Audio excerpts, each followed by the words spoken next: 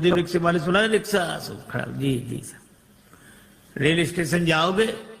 हाँ साहब जाएंगे। तो जाओ, फिर क्यों खड़े हो यहाँ? महाराज दो आदमी एक साइकिल रिक्शा पे बैठे 1.5 घंटे तक और उतरे तब उसे अठन्नी दे दी। वो बोला बाबूजी कम है। तो क्या बोले कम है, हैं? अपना मकान लिख दे तुम्हारे नाम, जमीन लिख दे, कम है। दूसरा क्या कहते, अरे ये छोटे लोग इनके मुंह मत लगो, चलो। और वो क्या कर, अठन्नी लेना कि नहीं? तुम नहीं, वापस दे दे मुझे। बेचारा चुप होकर रह गया, क्या करे। पर ऐसी परिस्थिति में भगवान राम केवट को आदेश नहीं देते कि नाव लाओ, केवट से नाव मांगते हैं। मानो श्रमिक के श्रम का सही मूल्यांकन भगवान ने किया कि नाव पर तो तुम्हारा अधिकार है, तुम अगर चाहो तो हमें पार उतार सकते हो, हम नाव मांग रहे। केवट ने सुना तो आंखों में आंसू आ गए, हृदय भाव से भर गया, क्योंकि उस बेचारे ने तो जिंदगी भर आदेश का स्वर सुना था, पर कोई नाव पहली बार मांग रहा था और नाव मांगते देखकर उसके मन में निश्चय हो गया कि ये नर रूप में नारायण है।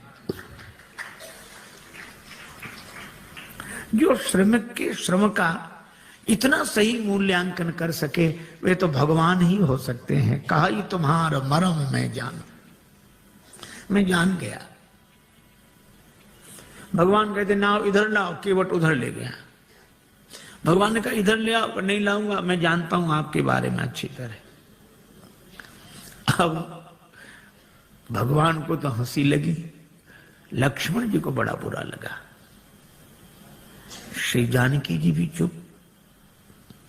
अच्छा बोलो, राम जी की जगह दूसरा कोई होता तो बड़ा दुखी होता कि आज ऐसे दिन भी आ गए, केवट नाव नहीं ला रहा है। दूसरा कोई होता तो ये सोचता कोई बात नहीं, दिन खराब है, समय की बात है, अच्छे दिन आने दो, सबसे पहले तुम्ही को देखेंगे। पर भगवान हंस रहे, बेहसे करुणायन। गम को सहने में भी कुदरत ने मजा रखा है।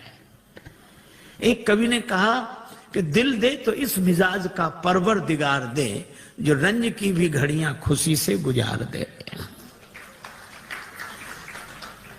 भगवान मुस्कुरा रहे हैं, केवट नाव के लिए मना कर रहा। एक महात्मा से किसी ने कहा कि हम बहुत परेशान रहते हैं और परेशानी से मुक्त होने का उपाय बताओ। महात्मा बोले शान से परे हो जाओ, परेशान रहोगे ही नहीं।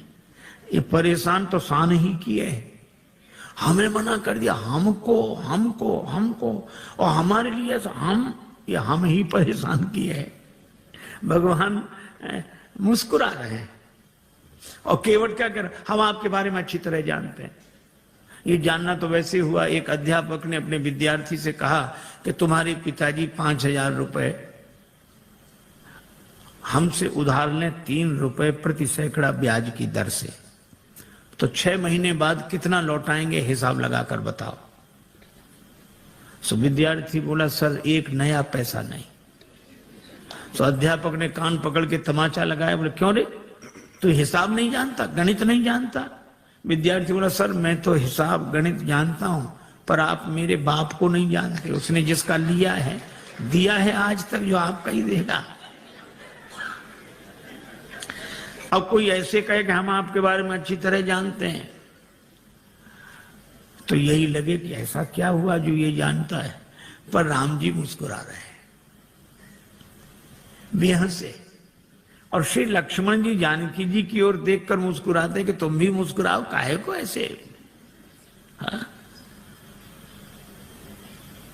उदास क्यों हो।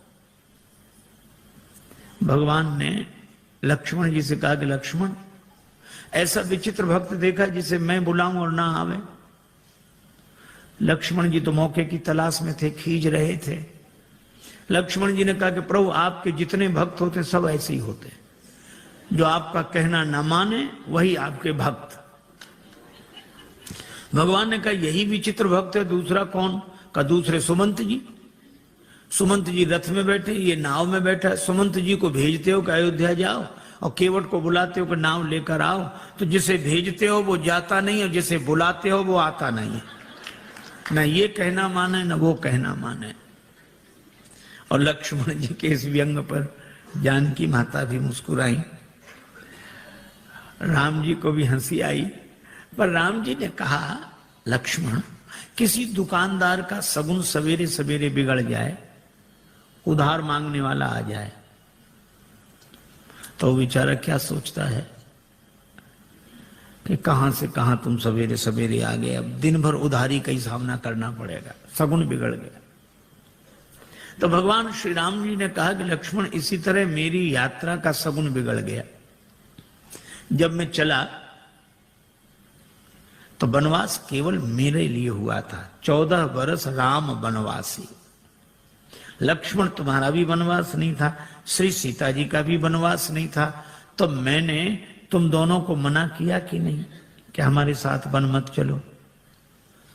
दोनों बोले हाँ किया तो था। राम जी बोले तो फिर आप दोनों ने हमारा कहना माना? दोनों बोले नहीं माना। राम जी बोले हम तभी समझ गए थे कि जब यात्रा के शुरू में ही ये हाल है, जब अपने घर के ही लोग कहना नहीं मान रहे तो आगे जितने मिलेंगे सब ऐसे ही मिलेंगे। पर भगवान ने कहा कि श्री लक्ष्मण और श्री जानकी जी से कि आप दोनों ने कहना इसलिए नहीं माना क्योंकि मेरे प्रति प्रेम है, प्रेम के कारण कहना नहीं माना। तो मुझे लगता है कि केवट भी प्रेमी ही होगा, वो भी कहना नहीं मान रहा है। लक्ष्मण जी ने कहा इसमें प्रेम तो दिख नहीं रहा है। भगवान ने कहा केवट के जीवन में प्रेम का दर्शन है, प्रेम का प्रदर्शन नहीं है। जैसे हम लोगों का होता है, जो मिले उसी से, अरे आप तो हमें प्राणों से अधिक प्रिय हो। सच कह रहे हैं, प्राणों से अधिक प्रिय। और एक से ही नहीं कहेंगे, दूसरे से कहेंगे थोड़ी देर बाद फिर, अरे भैया प्राणों से ज्यादा प्रिय हो। दिन में 10-20 से कह देते प्राणों से अधिक प्रिय हो। ये तो भगवान की बड़ी कृपा है कि प्राण ये सुनकर नाराज नहीं होते। नहीं कहीं प्राण नाराज हो जाए कि हमसे ज्यादा प्रिय है तो इन्हीं को रखो, अब हम जा रहे हैं, कोई नहीं कहेगा। केवट के जीवन में प्रेम का दर्शन है। लक्ष्मण जी ने कहा कि महाराज इसका प्रेम तो आप ही समझो। अच्छा केवट क्या सोच रहा है? केवट जान गया है कि आप भगवान हैं, पर केवट कहता है कि आपको कोई रोक नहीं सका। जनकपुर वाले जनकपुर में नहीं रोक सके, आप अयोध्या आ गए। अयोध्या वाले अयोध्या में नहीं रोक सके, आप श्रृंगवेरपुर आ गए। और श्रृंगवेरपुर के राजा श्रृंगवेरपुर में नहीं रोक सके, आप गंगा जी किनारे आ गए। और अगर मैं भी आपको नाव में बिठाकर पार कर दूंगा तो फिर मेरी भी क्या हिम्मत जो मैं आपको रोक लूं। तो उपाय यही अच्छा है, ना नाव लाऊंगा ना पार करूंगा, अपने आप रुके रहोगे। कहा तुम्हारा मरम नहीं जाना।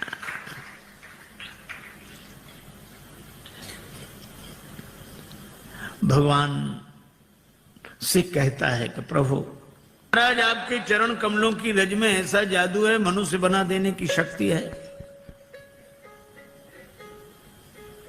शिला को चरण छुला दिया, नारी बन गई।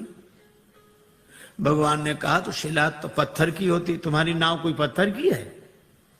केवट बोला वाह महाराज, शिला तो देर में बनी होगी, ये तो लकड़ी तो पत्थर से कोमल होती है। पाहन ते बन बाहन काठ को कोमल है, जल खाई रहा है। ये तो और जल्दी बनेगी, पानी में पड़ी हुई लकड़ी और कोमल होगी। भगवान ने कहा क्या उपाय क्या है, क्या चाहते हो? केवट बोला हम क्या चाहते हैं, आप पार जाना चाहते हो कि नहीं? भगवान बोले हमें तो जाना ही। तो फिर ये कहो आप चाहते हो पार जाना?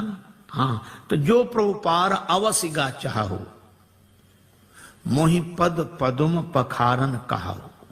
अपने चरण कमल धोने के लिए कहो। भगवान ने कहा कि वैसे काम नहीं बनेगा। केवट बोले कैसी बनेगा? ये नाव बनेगी नारी, यहां गंगा जी की नारी, और जब नारी बनेगी तो घर में बैठेगी। लेकिन जब ये घर में बैठेगी तो घर में जो पहले से बैठी है वो, उसको तो लगेगा कि नहीं कि नाव नारी बन गई, वह तो सोचेगी नाव बेचकर दूसरा विवाह करके लाया। और महाराज, घरनी घर क्यों समझाई हूं जू, उसको मैं कैसे समझाऊंगा?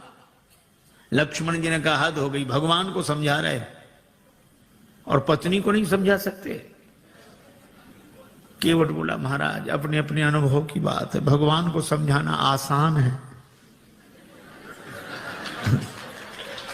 बहुत कठिन है।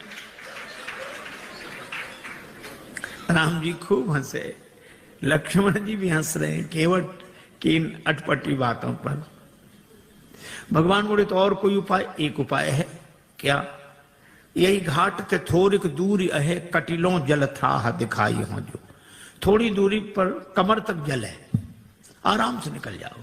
भगवान बोले वही ठीक, बताओ। केवट बोला वाह महाराज, अभी सवेरा हुआ है, यात्रियों का आना जाना शुरू हुआ है, हम आपको वो जगह बताने जाएं सब देख लेंगे, हमारी नाव में कौन बैठेगा, रोजी रोटी का सवाल है, ऐसा नहीं। तो फिर आप दिन भर रुको, जब सूर्यास्त हो जाएगा सब लोगों का आना जाना बंद होगा, मैं जाके बता दूंगा, फिर रात को निकल जाना, चाहे सवेरे निकल जाना। भगवान बोले लक्ष्मण चरण धुलाना ही ठीक है, यहां कहां रुकेंगे। केवट कहता है कि चरण धोने के लिए कहो।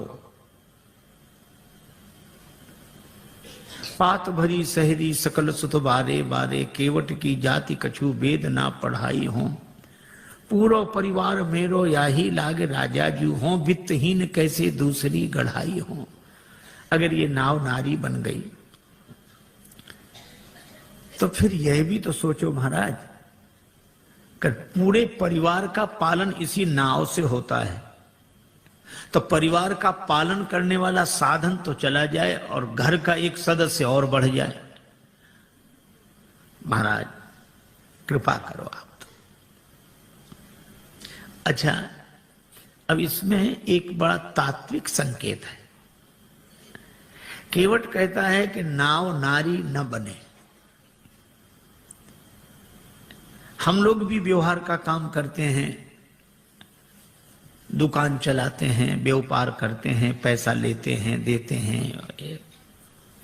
श्री तुलसीदास जी कहते हैं सब करो, कोई बात नहीं। केवट भी यही करता है, धंधा करता है, यात्रियों को बिठाता है, उस पार ले जाता है, पैसा लेता है। लेकिन इस केवट की सबसे बड़ी विशेषता एक है कि यह नाव तो चलाता है, लेकिन नाव गंगा जी में चलाता है। और गंगा जी क्या है? का राम भक्ति जहां सुरसरी धारा। इसी तरह हम दुकान व्यापार आदि सब करें, लेकिन भक्ति की भाव धारा से जुड़कर करें। यही केवट प्रसंग का संकेत है। भगवान ने कहा अगर तुम्हारी नाव नारी बन गई तो पार करने वाली खुद पार हो जाएगी, जड़त्व से मुक्त हो जाएगी। केवट बोला सो तो ठीक है, लेकिन नाव नारी बनेगी तो घर में बैठेगी, और इसका अर्थ कि मेरी बुद्धि अगर चैतन्य हो गई तो आत्मन्यो आत्मना तुष्टा के भाव से घर में बैठेगी, तो भक्ति की गंगा जी तो छूट जाएंगी। प्रभु मैं ऐसी मुक्ति नहीं चाहता जो भक्ति की गंगा जी से दूर कर दे। वह नहीं बंधन की जो अज्ञानता से बांध ले मन, और फिर सहसा कभी भी टूट सकता हो अकारण। मुक्ति छू पाए न जिसको मैं उसे बंधन कहूंगा, जो मरण को जन्म समझे मैं उसे जीवन कहूंगा। महाराज मुझे मुक्ति नहीं चाहिए, और आपके चरणों की रज मुक्त कर देने वाली है, तो इस मुक्त कर देने वाली धूल को ही धो डालूंगा। काहे से धोगे? गंगा जल से। और कितना बढ़िया संकेत है कि इस मुक्त करने वाली रज अर्थात रजोगुण जन्य कामना को भक्ति के भाव जल से धो डालूंगा। मुक्ति नहीं चाहिए, सगुण उपासक मोक्ष न लें।